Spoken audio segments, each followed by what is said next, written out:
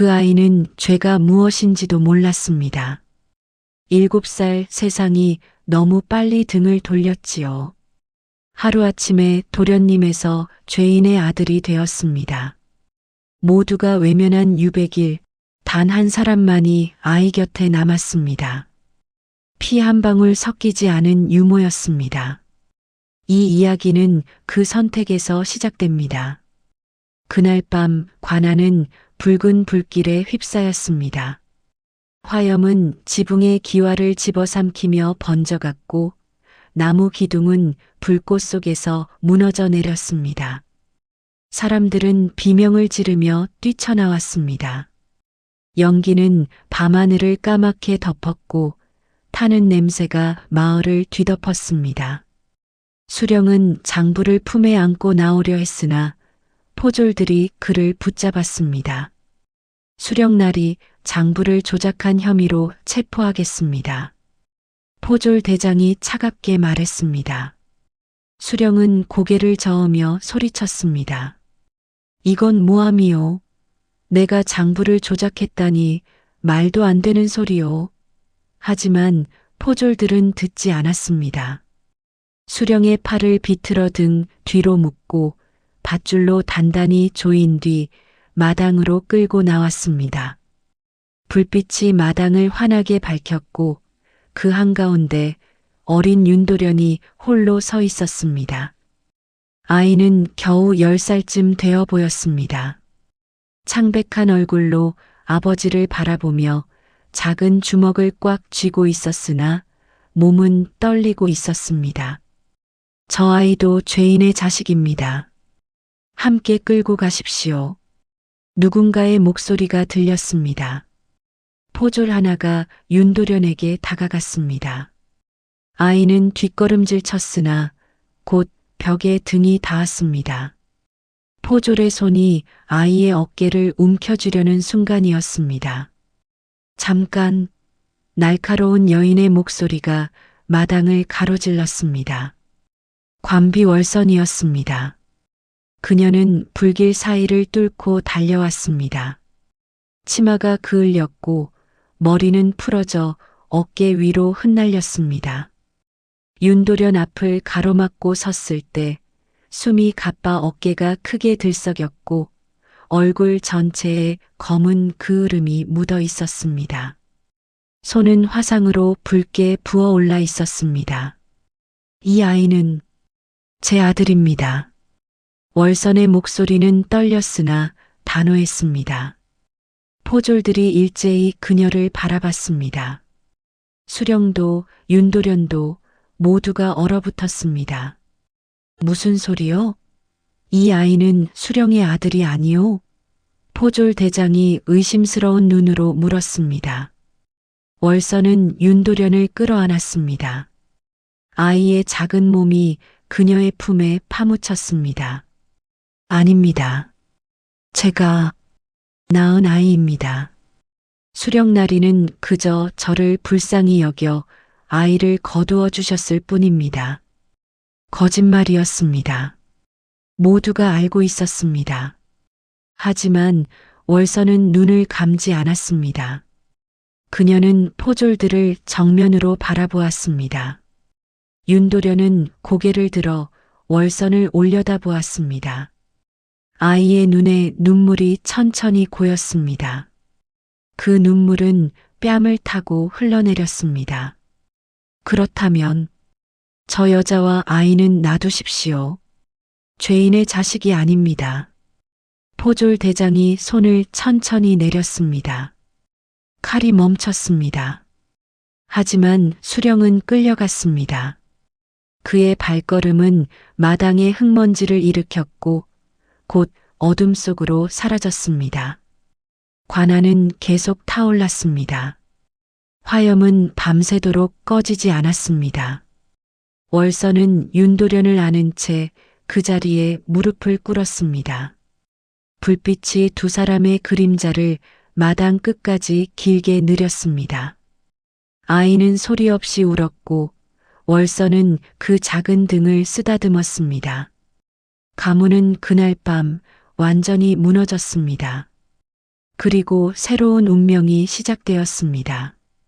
사흘 뒤 관청에서 문서가 내려왔습니다.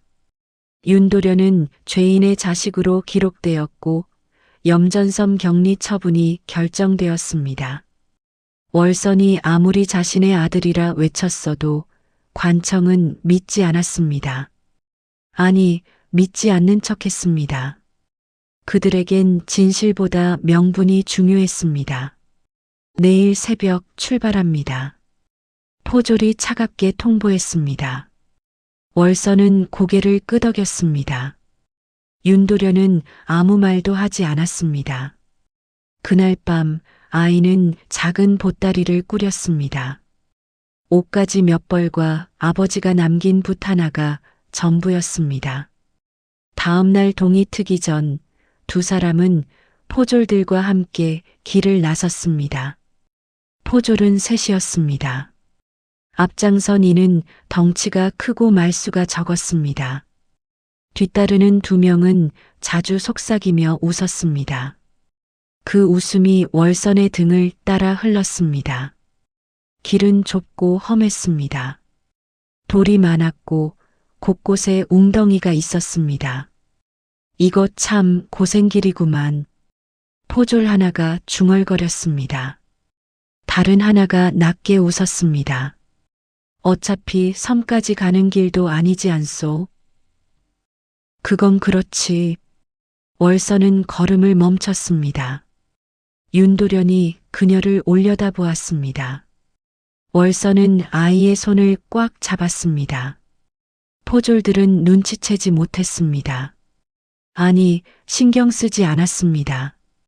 해가 중천에 떴을 때 일행은 작은 주막에 들렀습니다. 포졸들은 안으로 들어가 술을 주문했습니다. 월선과 윤도련은 밖 평상에 앉아 있었습니다. 아이는 배가 고팠지만 말하지 않았습니다. 월선은 품에서 주먹밥 하나를 꺼냈습니다. 새벽에 몰래 만든 것이었습니다. 보자기에 쌓여 있었으나 이미 식어 딱딱해져 있었습니다. 드세요. 아이가 고개를 저었습니다. 월선은 주먹밥을 반으로 나누어 아이 손에 쥐어주었습니다. 윤도련은 그제야 한 입 베어 물었습니다. 주먹밥은 차갑고 딱딱했지만 아이는 천천히 씹었습니다. 월선도 자신의 몫을 입에 넣었습니다. 주막 안에서 포졸들의 목소리가 들렸습니다. 이송중 사고사로 처리하라는 지령이요. 그럼 언제? 물길 건널 때가 좋겠지. 월선의 손이 멈췄습니다. 주먹밥 반쪽이 그녀의 손바닥 위에 놓여 있었습니다. 윤도련은 그 손을 바라보았습니다. 월선은 천천히 주먹밥을 입에 넣었습니다. 삼키기가 힘들었습니다. 해가 기울 무렵 일행은 다시 길을 나섰습니다. 앞에는 긴 산길이 펼쳐져 있었습니다. 월선은 윤도련의 손을 놓지 않았습니다. 아이도 그녀의 손을 놓지 않았습니다. 그날 밤 두 사람은 헛간에서 잠을 청했습니다. 포졸들은 따뜻한 방에서 코를 골았습니다. 월선은 윤도련을 품에 안았습니다. 아이는 작게 떨렸습니다. 추위 때문인지 두려움 때문인지 알 수 없었습니다. 괜찮습니다. 제가 지켜드릴게요. 월선이 속삭였습니다. 윤도련은 대답하지 않았습니다. 하지만 떨림은 조금씩 멈췄습니다. 밤은 깊어갔고 바람은 헛간의 틈새로 스며들었습니다. 사흘째 되는 날 추위가 매서워졌습니다. 바람은 얼굴을 때렸고 하늘은 잿빛으로 무거웠습니다. 윤도련의 발은 터지기 시작했습니다. 집신이 닳아 발바닥이 돌에 닿았고 피가 배어나왔습니다. 아이는 소리 내지 않았습니다. 하지만 걸음은 점점 느려졌습니다. 빨리 걸어. 포졸이 뒤에서 소리쳤습니다. 윤도련은 더 걸으려 했으나 다리에 힘이 들어가지 않았습니다. 아이는 그 자리에 주저앉았습니다. 월선이 달려와 아이를 부축했습니다. 일어나세요. 조금만 더요. 하지만 윤도련은 일어서지 못했습니다. 포졸이 다가왔습니다. 그는 아이를 보더니 혀를 찼습니다. 쓸데없이 시간만 잡아먹는군. 월선은 아무 말도 하지 않았습니다. 그녀는 아이를 일으켜 세우려 했으나 윤도련의 다리는 후들거렸습니다. 발은 이미 피투성이었습니다. 제가 업겠습니다. 월선이 말했습니다. 포졸이 비웃었습니다. 업고 걸을 수 있겠소? 걸을 수 있습니다. 월선은 허리를 숙여 아이를 등에 업었습니다. 윤도련은 가볍게 떨렸습니다. 월선의 어깨에 아이의 팔이 걸렸고 그녀는 천천히 걸음을 옮겼습니다. 포졸들은 앞서 걸어갔습니다. 월선은 뒤처지지 않으려 했습니다. 한 걸음 또 한 걸음. 땅은 얼어붙어 딱딱했고 바람은 등을 때렸습니다. 월선의 발도 터지기 시작했습니다. 하지만 그녀는 멈추지 않았습니다. 윤도련은 월선의 등에 얼굴을 묻었습니다. 아이의 숨소리가 그녀의 귓가에 닿았습니다. 내려놓으시오. 걷지 못하면 버리고 가겠소. 포졸이 돌아서며 말했습니다. 월선은 고개를 저었습니다. 조금만 더 걸을 수 있습니다. 그녀의 목소리는 떨렸습니다. 하지만 발걸음은 멈추지 않았습니다. 해가 기울기 시작했습니다. 어둠이 내리기 전 일행은 허름한 헛간에 도착했습니다. 월선은 그제야 윤도련을 내려놓았습니다. 아이는 바닥에 털썩 주저앉았습니다. 포졸들은 헛간 안으로 들어갔습니다. 월선은 아이의 발을 살폈습니다. 피가 말라붙어 집신이 살에 달라붙어 있었습니다. 그녀는 천천히 집신을 벗겼습니다. 윤도련이 작게 신음했습니다. 월선은 자신의 치마 끝을 찢어 아이의 발을 감쌌습니다. 아프지요? 아이가 고개를 저었습니다. 거짓말이었습니다. 월선은 그걸 알고 있었습니다. 하지만 아무 말도 하지 않았습니다. 그녀는 품에서 보리밥 한 덩이를 꺼냈습니다. 마지막 남은 것이었습니다. 반으로 나누어 아이에게 건넸습니다. 윤도련은 천천히 씹어 삼켰습니다. 월선도 자신의 몫을 입에 넣었습니다. 삼키기가 힘들었습니다. 목이 메었습니다. 밤이 깊었습니다. 월선은 윤도련을 품에 안았습니다. 아이는 그녀의 품에서 잠들었습니다. 월선은 잠들지 못했습니다. 밖에서 바람 소리가 들렸고 헛간 안은 점점 차가워졌습니다. 그날 밤 두 사람은 가까스로 살아 숨 쉬었습니다. 닷새째 되는 날 일행은 물길에 다다랐습니다. 강은 넓고 빠르게 흘렀습니다. 물소리는 귓가를 때렸고 안개가 강 위를 덮고 있었습니다. 건너편은 잘 보이지 않았습니다. 포졸들은 배를 준비했습니다. 작고 낡은 배였습니다. 타시오. 포졸이 말했습니다. 월선은 윤도련의 손을 잡고 배에 올랐습니다. 배는 흔들렸고 물은 차가웠습니다. 포졸 둘이 노를 저었고 한 명은 뒤에 앉아 두 사람을 지켜봤습니다. 배가 강 한가운데쯤 왔을 때 바람이 거세졌습니다. 물결이 배를 흔들었고 안개는 더욱 짙어졌습니다.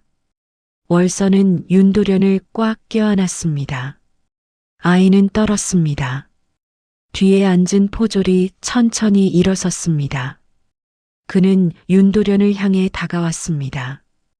월서는 그 시선을 느꼈습니다. 그녀는 아이를 더 꽉 안았습니다.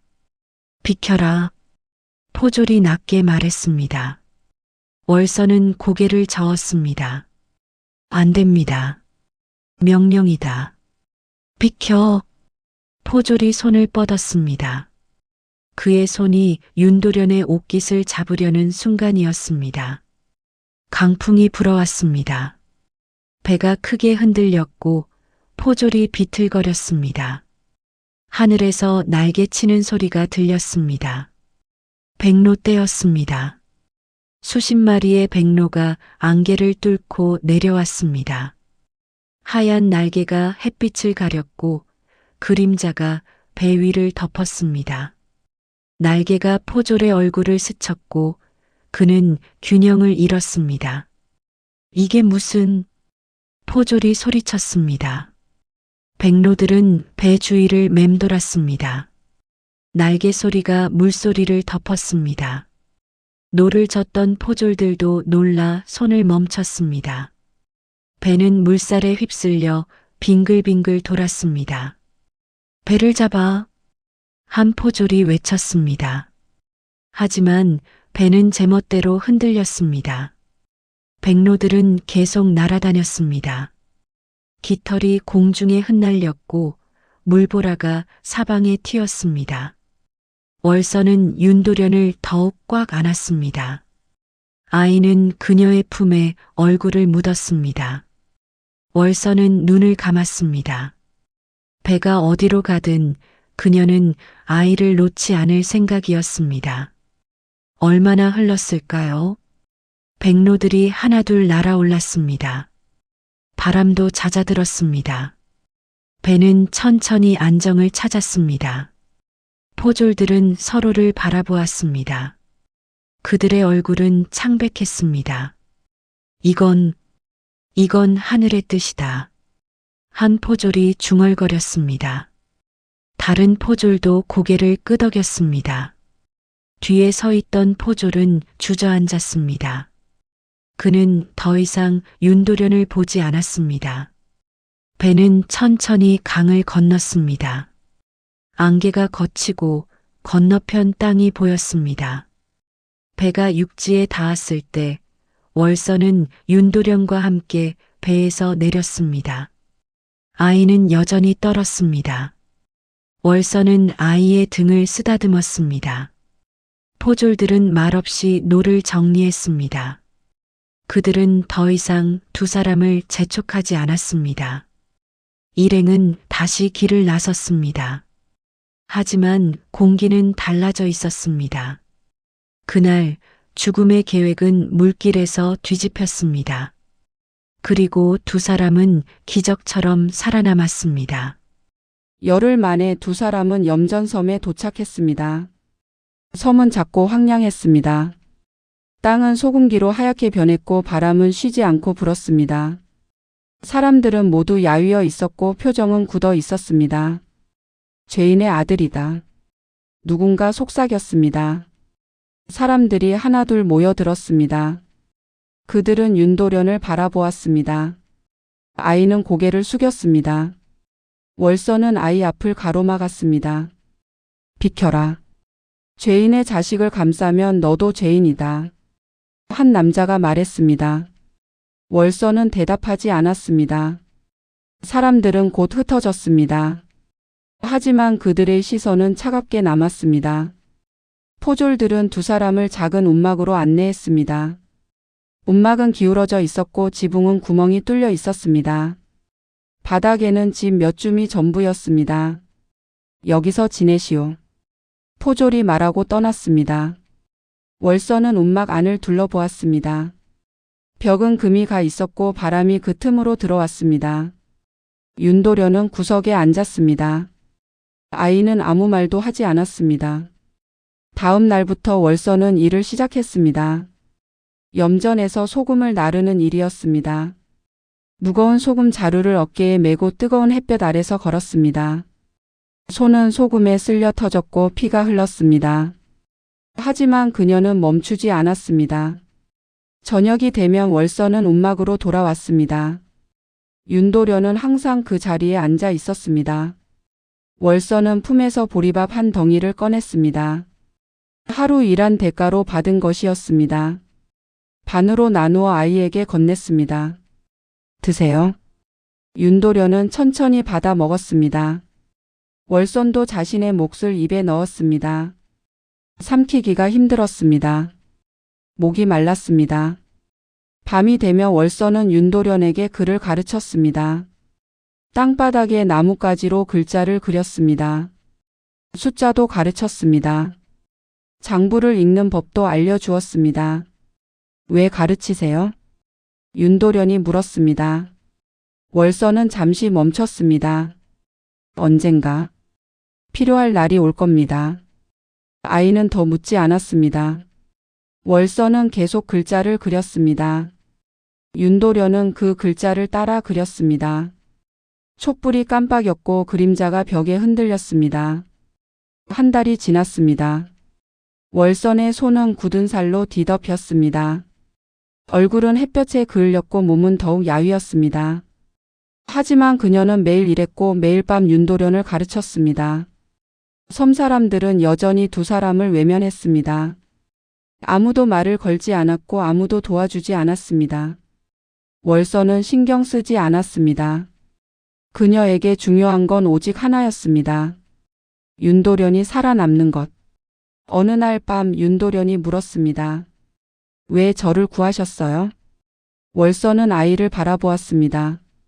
촛불이 그녀의 얼굴을 비췄습니다. 그냥 그래야 했으니까요. 그게 전부였습니다. 윤도련은 더 묻지 않았습니다. 월선은 다시 글자를 그리기 시작했습니다. 밤은 깊어갔고 바람은 계속 불었습니다. 섬에서의 삶이 시작되었습니다. 그리고 진짜 시련도 함께 시작되었습니다. 석 달이 흐른 어느 날 새로운 현감이 부임했습니다. 이름은 채겸이었습니다. 그는 섬에 도착하자마자 사람들을 광장에 모았습니다. 사람들은 두려움에 떨며 모여들었습니다. 오늘부터 새로운 규칙을 세우겠다. 채겸의 목소리가 광장을 울렸습니다. 사람들은 숨을 죽였습니다. 소금 할당량을 2배로 늘린다. 세금도 마찬가지다. 거두지 못하면 벌을 받을 것이다. 웅성거림이 퍼졌습니다. 한 남자가 앞으로 나왔습니다. 현감 날이 지금도 할당량을 채우기 어렵습니다. 2배는 불가능합니다. 채겸이 그를 내려다 보았습니다. 포졸 하나가 남자에게 다가가 밀쳤습니다. 남자는 땅에 넘어졌습니다. 불가능? 그럼 굶어 죽든지. 채겸이 차갑게 말했습니다. 아무도 더 이상 말하지 못했습니다. 채겸은 천천히 사람들을 둘러보았습니다. 그의 시선이 월선에게 머물렀습니다. 저 여자는? 포졸이 속삭였습니다. 죄인의 자식을 돌보는 관비입니다. 채겸의 입가에 비웃음이 번졌습니다. 죄인을 돌보는 죄인 1호군. 그날부터 월선의 삶은 더욱 고달파졌습니다.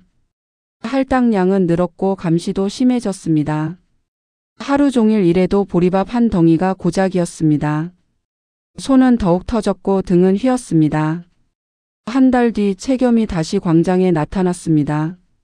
이번에는 명단을 들고 있었습니다. 할당량을 채우지 못한 자들의 명단이다. 포졸이 명단을 읽기 시작했습니다. 월선의 이름도 들렸습니다. 채겸이 손을 들었습니다. 명단에 오른 자들은 가진 것을 모두 내놓아라. 옷이든 비녀든 무엇이든. 사람들이 떨며 앞으로 나왔습니다. 월선도 나섰습니다. 그녀에게는 가진 것이 거의 없었습니다. 낡은 옷 한 벌과 머리에 꽂힌 비녀 하나뿐이었습니다. 채겸이 월선을 보았습니다. 비녀를 내놓아라. 월선의 손이 머리로 올라갔습니다. 비녀는 차갑고 딱딱했습니다. 그녀는 그것을 빼내려다 멈췄습니다. 못 내놓겠느냐? 채겸의 목소리가 낮아졌습니다. 월선은 고개를 들어 그를 바라보았습니다. 이것만은 안 됩니다. 이유가 뭐냐? 월선은 대답하지 않았습니다. 채겸이 비웃었습니다. 그럼 다른 것으로 대신 내놓아라. 하지만 월선에게는 더 이상 가진 것이 없었습니다. 채겸은 그걸 알고 있었습니다. 그는 천천히 다가왔습니다. 아이를 데려와라. 월선의 얼굴이 창백해졌습니다. 안 됩니다. 그럼 비녀를 내놓든지. 포졸이 움막 쪽으로 걸어갔습니다. 월선은 그를 가로막으려 했으나 다른 포졸이 그녀를 붙잡았습니다. 윤도련이 끌려 나왔습니다. 아이는 겁에 질려 떨고 있었습니다. 월선은 손을 뻗었습니다. 하지만 닿지 않았습니다. 채겸이 윤도련을 내려다 보았습니다. 죄인의 자식이라더니 참 볼품없군. 윤도련은 고개를 들어 채겸을 바라보았습니다. 아이의 눈빛이 흔들렸습니다. 처음으로 분노가 그 안에 피어올랐습니다. 그날 밤 윤도련은 움막에서 땅에 글을 썼습니다. 월선은 잠들어 있었습니다. 아이는 조용히 글자를 그렸습니다. 탐관 오리는 반드시 벌을 받는다. 다음 날 아침 채겸의 포졸들이 움막으로 들이닥쳤습니다. 그들은 땅바닥에 쓰인 글을 보았습니다. 포졸 하나가 채겸에게 달려갔습니다. 한 시즌 뒤 윤도련은 광장으로 끌려갔습니다. 섬사람들이 모여들었습니다. 채겸이 높은 곳에 서 있었습니다. 이 글을 누가 썼느냐? 포졸이 윤도련을 밀었습니다. 아이는 비틀거렸으나 넘어지지 않았습니다. 월선이 달려왔습니다. 그녀는 윤도련 앞을 가로막았습니다. 제가 썼습니다. 채겸이 월선을 내려다 보았습니다. 내가? 너는 글도 모르지 않느냐? 배웠습니다. 거짓말이었습니다. 하지만 월선의 목소리는 흔들리지 않았습니다. 채겸이 비웃었습니다. 좋다. 그럼 내가 벌을 받아라. 포졸들이 월선을 끌어갔습니다. 광장 중앙에는 형틀이 놓여 있었습니다. 월선은 그곳에 무릎을 꿇었습니다. 포졸이 곤장을 들었습니다. 얼마나 때릴까? 채겸이 물었습니다. 포졸이 대답했습니다. 20대면 충분하겠습니다. 30대를 쳐라. 윤도련이 소리쳤습니다. 안 돼요. 제가 썼어요. 채겸이 아이를 보았습니다. 내가? 증거가 있느냐? 윤도련은 대답하지 못했습니다. 채겸이 손을 들었습니다. 시작해라. 첫 번째 곤장이 내려왔습니다. 둔탁한 소리가 광장을 울렸습니다. 월선은 소리 내지 않았습니다. 두 번째, 세 번째 곤장이 이어졌습니다. 월선의 몸이 떨렸으나 비명은 없었습니다. 윤도련은 그 광경을 지켜보았습니다. 아이의 주먹은 피가 날 때까지 쥐어졌습니다. 눈물이 흘러내렸으나 소리는 내지 않았습니다. 10번째 곤장이 내려갔을 때 월선의 등은 피로 물들었습니다. 치마가 찢어졌고 살이 터졌습니다. 20번째 곤장 후 포졸이 숨을 고르며 멈췄습니다. 채겸이 말했습니다. 계속해라. 포졸이 다시 곤장을 들었습니다. 21번째, 22번째. 월선의 몸이 앞으로 쓰러질 듯 기울었습니다. 하지만 그녀는 버텼습니다. 30번째 곤장이 떨어졌을 때 월선은 더 이상 움직이지 않았습니다. 포졸이 곤장을 내려놓았습니다. 광장은 침묵에 잠겼습니다. 끌어내라. 채겸이 말했습니다. 포졸들이 월선을 끌고 갔습니다. 윤도련이 따라가려 했으나 다른 포졸이 그를 붙잡았습니다. 가만히 있어라. 윤도련은 그 자리에 서 있었습니다. 아이는 월선이 끌려가는 모습을 바라보았습니다. 그녀의 몸은 축 늘어져 있었고 피가 땅에 흘러 자국을 남겼습니다. 사람들은 하나둘 흩어졌습니다. 아무도 윤도련을 보지 않았습니다. 광장은 텅 비었고 윤도련은 홀로 남았습니다. 아이는 땅바닥에 쓴 글자들을 지웠습니다. 손으로 흙을 긁어 글자를 없앴습니다. 손이 까지고 피가 났으나 멈추지 않았습니다. 그날 섬 사람들의 가슴에는 공포가 깊이 새겨졌습니다. 그리고 윤도련의 마음속에는 결심이 싹 텄습니다. 사흘 동안 월서는 깨어나지 못했습니다. 윤도련은 그녀의 곁을 지켰습니다. 물을 적신 천으로 열을 식혔고 상처에 프립을 발랐습니다. 아이의 손은 떨렸지만 멈추지 않았습니다. 넷째 날 밤 월선이 눈을 떴습니다. 촛불이 희미하게 그녀를 비췄습니다. 윤도련이 물을 떠왔습니다. 월선은 천천히 일어나려 했으나 등에 상처가 찢어지며 신음이 새어 나왔습니다. 누워 계세요. 윤도련이 말했습니다.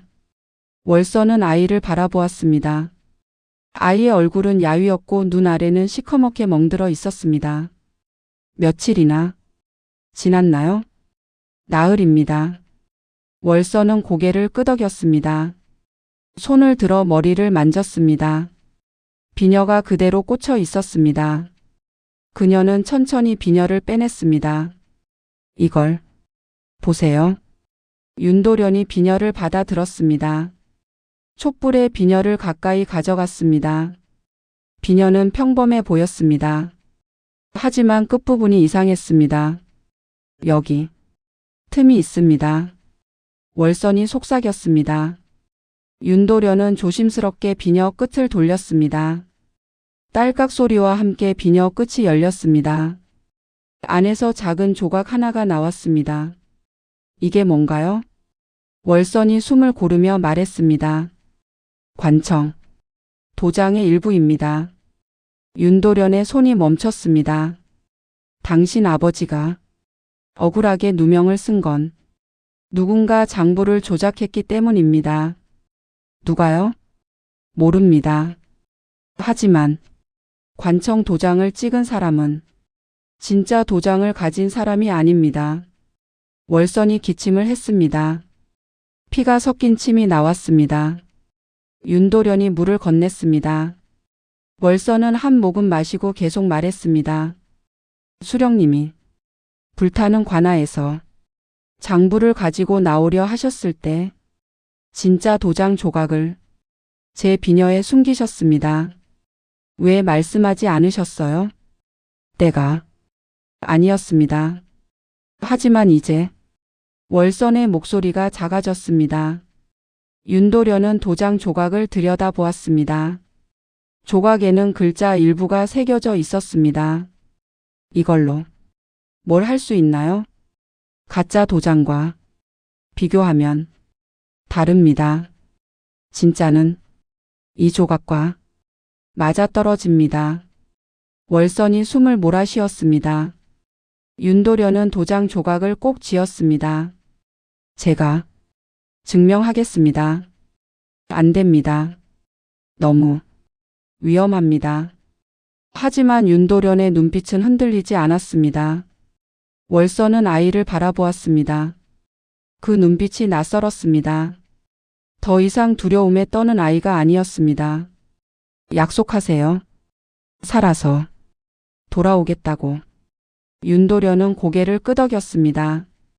약속합니다. 월선은 눈을 감았습니다. 눈물이 흘러내렸습니다. 윤도련은 비녀와 도장 조각을 품에 넣었습니다. 그리고 밤새도록 월선을 지켰습니다. 다음 날 새벽 윤도련은 월선이 잠든 사이 움막을 나섰습니다.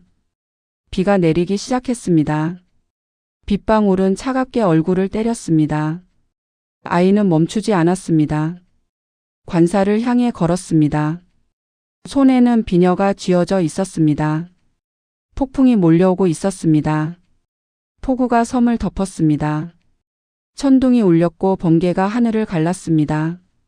윤도련은 빗속을 걸었습니다.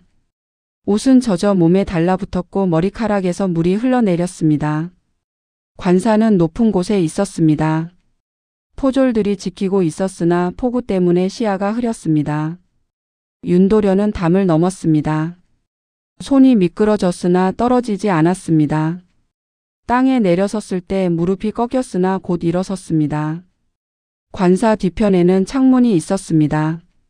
윤도련은 창문을 밀었습니다. 잠겨 있지 않았습니다. 아이는 안으로 들어갔습니다. 복도는 어두웠습니다. 촛불 하나가 저 멀리 깜빡였습니다. 윤도련은 벽을 짚으며 걸었습니다. 발소리를 죽였습니다. 심장이 빠르게 뛰었습니다. 채겸의 방은 복도 끝에 있었습니다. 문틈으로 불빛이 새어 나왔습니다. 윤도련은 문 앞에 섰습니다. 숨을 고르고 문을 열었습니다.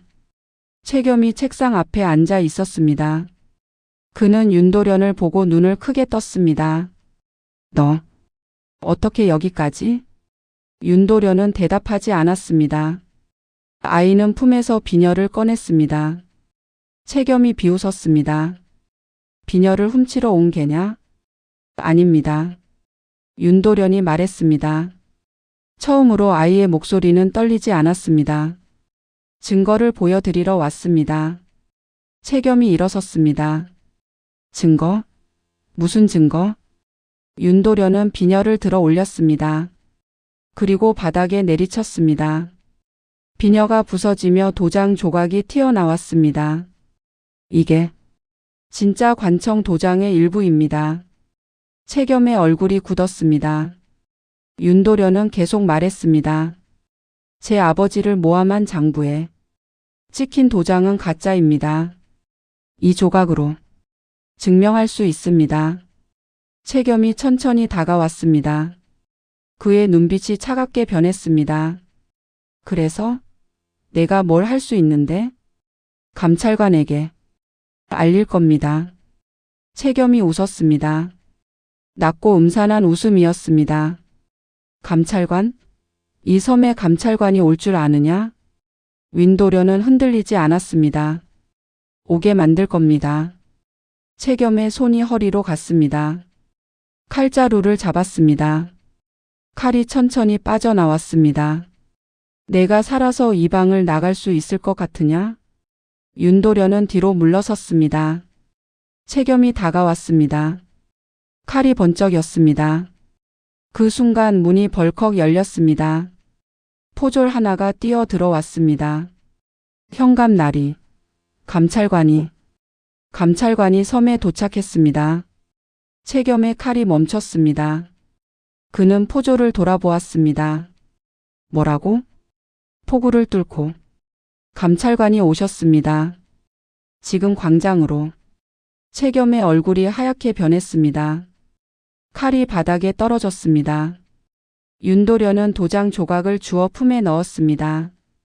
이제 진실이 밝혀질 겁니다.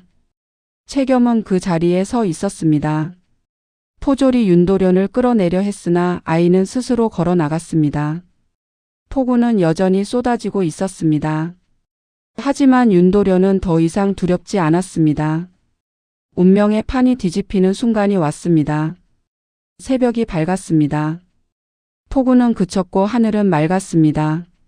섬 사람들이 광장에 모였습니다. 감찰관이 높은 곳에 서 있었고 그의 옆에는 결박당한 채겸과 그의 무리가 서 있었습니다. 윤도련은 감찰관 앞에 섰습니다. 아이의 손에는 도장 조각이 쥐어져 있었습니다. 감찰관이 조각을 받아 들었습니다. 그는 천천히 조각을 살펴보았습니다. 이것이 진짜 관청 도장의 일부라는 게 사실이냐? 그렇습니다. 윤도련이 대답했습니다. 감찰관이 채겸을 바라보았습니다. 조작된 장부에 찍힌 도장을 가져와라. 포졸이 관사로 달려갔습니다. 곧 장부와 도장을 가져왔습니다. 감찰관은 도장 조각을 장부에 대보았습니다. 조각은 완벽하게 맞아떨어지지 않았습니다. 가짜 도장이 분명했습니다. 누가 이 도장을 만들었느냐? 채겸은 대답하지 않았습니다. 감찰관이 다시 물었습니다. 마지막으로 묻겠다. 누가 장부를 조작했느냐? 채겸의 입술이 떨렸습니다. 그는 고개를 숙였습니다. 제가 했습니다. 광장이 술렁였습니다. 감찰관이 말했습니다. 채겸 너는 관직을 이용해 백성을 수탈하고 무고한 일을 모함했다. 체포하라. 포졸들이 채겸을 끌고 갔습니다. 그의 무리도 함께 끌려갔습니다. 섬 사람들은 숨을 죽이고 지켜보았습니다. 감찰관이 윤도련을 바라보았습니다. 내 아버지는 억울하게 누명을 썼다. 조정에 상소를 올려 복권시키겠다. 윤도련은 고개를 숙여 절했습니다. 감사합니다. 감찰관이 물었습니다. 내 어머니는 어디 계시느냐? 윤도련은 잠시 망설였습니다. 그리고 말했습니다. 움막에 계십니다. 감찰관이 포졸에게 눈짓했습니다. 포졸들이 움막으로 갔습니다. 곧 월선을 부축해 데려왔습니다. 그녀는 여전히 약했으나 걸을 수 있었습니다. 윤도련이 달려가 월선을 부축했습니다. 월선은 아이를 보고 눈물을 흘렸습니다. 괜찮으세요? 괜찮습니다. 감찰관이 말했습니다. 이 여인이 내 어머니냐? 윤도련은 월선을 바라보았습니다. 월선도 아이를 바라보았습니다. 아이는 천천히 고개를 끄덕였습니다. 그렇습니다. 제 어머니십니다. 거짓말이 아니었습니다. 피로 이어지지 않았어도 월선은 진짜 어머니였습니다. 감찰관이 말했습니다. 효자로구나. 한 달 뒤 윤도련의 가문은 복권되었습니다. 억울한 누명은 벗겨졌고 섬사람들은 자유를 되찾았습니다. 윤도련과 월선은 염전섬을 떠났습니다. 배가 섬을 벗어날 때 두 사람은 뒤를 돌아보았습니다. 다시는 돌아오고 싶지 않네요. 월선이 말했습니다. 윤도련은 고개를 끄덕였습니다. 두 사람은 육지로 향했습니다. 윤도련은 월선을 평생 어머니로 모셨습니다. 그녀가 준 두 번째 삶을 아이는 효로 갚았습니다. 세월이 흘렀습니다. 윤도련은 과거에 급제했고 훌륭한 관리가 되었습니다. 탐관 오리를 보면 염전섬을 떠올렸고 어머니 월선을 기억했습니다. 진실은 결국 드러났습니다. 효심은 보답받았습니다. 그리고 한 여인의 헌신은 한 아이의 운명을 바꾸었습니다. 이 이야기가 마음에 남으셨다면 조용히 구독과 좋아요로 함께 해주시면 큰 힘이 됩니다. 여러분이라면 그 유백일에서 과연 어떤 선택을 하셨을지 짧은 한 줄로 댓글에 남겨주셔도 좋겠습니다. 다음 이야기에서도 사람 냄새 나는 옛 이야기로 다시 찾아뵙겠습니다.